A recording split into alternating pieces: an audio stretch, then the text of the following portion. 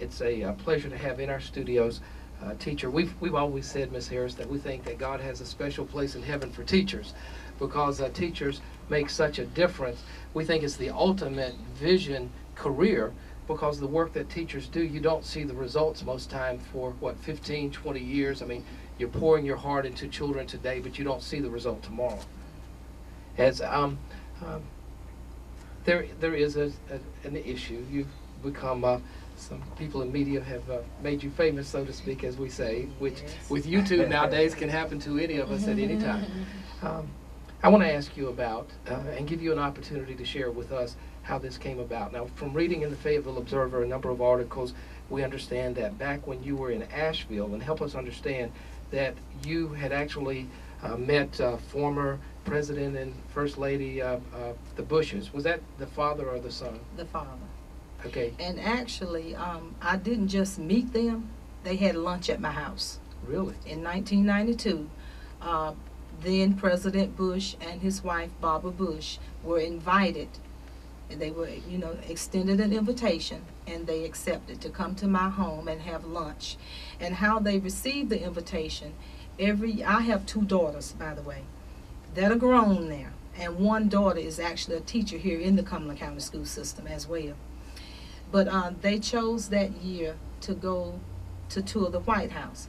And every year we would give them an opportunity to go somewhere on vacation. So they would always pick a state. So that particular year they picked Washington, D.C. We were in line to get tickets to tour the White House.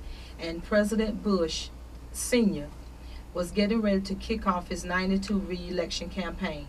And NBC members were out there asking people if they wanted to sit in the Rose Garden when he kicked off his nomination bid for that position.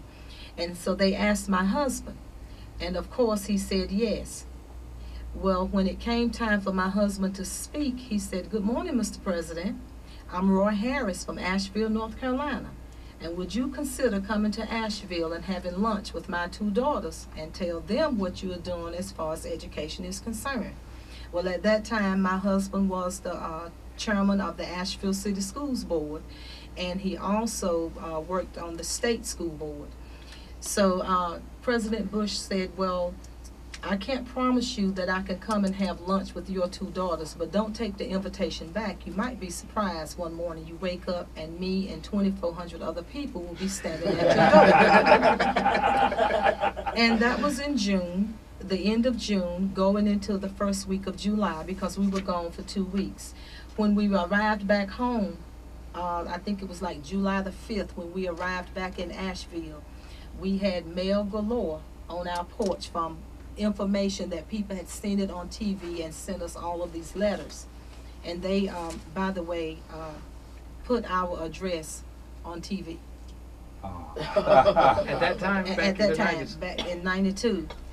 But the most interesting thing about it was, in Asheville, the newspaper said, "Black Democratic family hosting Republican president for lunch." That was the headline. But even with that, and George Bush did show up, he flew into Greenville-Spartanburg Airport because the Asheville Airport could not accommodate his plane. And they helicoptered to Asheville, and they landed that big, beautiful helicopter on our football field, Asheville High's football field. And my daughters at that time were 8 and 5. They left my house and went up to the football field and got in their limousine and rode back to my house in the limousine with the president and his wife. And when those 3 limousines pulled up out there in front of my house, and all of a sudden I heard this little voice say, "Hey, Mama." That was my daughter, you on the microphone. And then the door opened, and out pops Stacy and out pops Lisa. And then comes Mrs. Bush and then President Bush. And they came in and had lunch with my daughters. Now, if everyone is thinking that President Bush did not have an agenda, they were wrong. We're not crazy. We know that President Bush had an agenda. And President Bush came in, and certainly he was searching for the African American vote. And he made it known, he made no bones about it. And it was all right with me. because it could have been Ross Perot, who was, by the way, running at that time.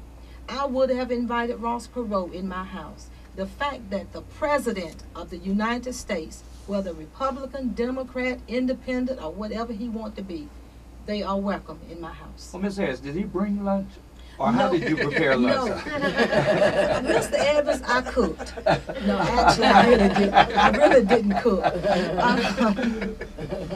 I didn't cook, but my daughter's teacher at that time, the one that was in kindergarten, her teacher, Ann Ciros, who is Greek, owned a Greek restaurant in Asheville, and she had prepared lunch for me on many occasions from when I had to have dinner parties.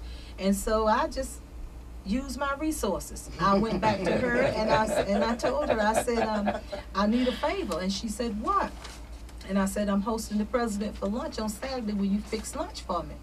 And at first she thought I was kidding, but I wasn't. And she did. And she prepared lunch, and she fixed chicken royale, Greek potato salad, Greek green beans, the huge croissant rolls, a lemon daiquiri pound cake for the adults, and a chocolate cake for the girls, and chicken fingers for the girls. Well, you know what, since you've given me an idea, but, and since this is aired across the world here, I want to put an invitation out to President-elect Barack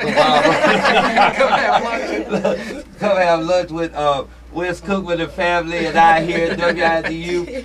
We'll make sure that you're well taken care of, sir. We're going to go to a break in a moment, and we want to talk about some things. But before we go to a break, I want you to be able to finish. And let me ask you this, because you just touched on something there.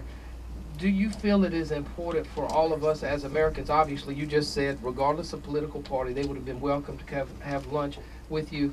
Is that, help us understand how important you feel it is that bipartisanship, or that at the end of the day, regardless of what party we are affiliated with, that we're all Americans. That's what I'm hearing you say. At the end of the day, if I cut your arm, you're going to bleed red.